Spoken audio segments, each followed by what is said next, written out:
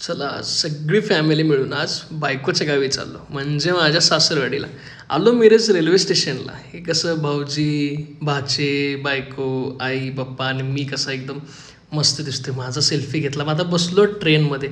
असं सगळी एकाच ठिकाणी असल्यामुळं कसं एकदम मजा येत होती. आम्ही आपलं निवांत रिलॅक्समध्ये बसलो होतो. मग म्हटलं माझा पण घेऊ.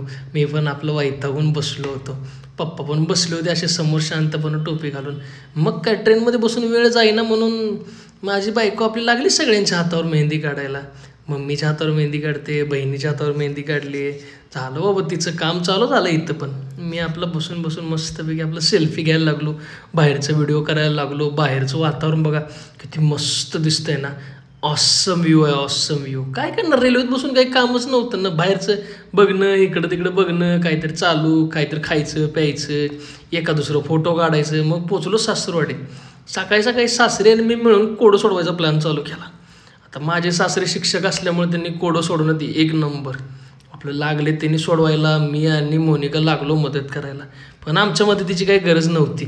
मग सगळी पोरं मिळून आपलं माझ्या लग्नाचा व्हिडिओ बघत बसलो आपलं. हे बघा सासऱ्यांनी सगळं कोडं सोडवून काढलं बघा. मग आता बाहेर आलो आम्ही. मस्तपैकी हे मंदिराचं नाव असं आहे की महादेवाची टेकडी. कुर्डुवाडीमध्ये महादेवाची टेकडी म्हणून फेमस मंदिर आहे. मंदिरात सगळे एकत्र मस्तपैकी चालत चाललो. मंदिराचं असं बाहेरचं व्ह्यू बघितलं तर असं किती मस्त आणि शांत वातावरण होतं. जरा झिरमाट पाऊस आपला चालू होता. आत आलो. मस्तपैकी व्ह्यू तुम्हाला लांबून दाखवू शकतो कारण आतमध्ये मोबाईल अलाउड नव्हता. मग बाहेर इकडे मठ होता, इकडे बेलाची झाडं लागली होती आणि असं मस्तपैकी पटांगण होतं. आणि इथे थांबलं ना तर मन असं एकदम शांत होऊन जातं. एकदम मस्त वातावरण.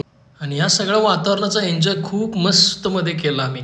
मग बाहेर आल्यानंतर जर मंदिराचा वरचा फोटो घ्यायचा प्लॅन केला तर मंदिराच्या वरचा कळस मस्त दिसतो आणि तो भगवा झेंडा. मग सगळ्यांनी मिळून एकच जल्लोष केला.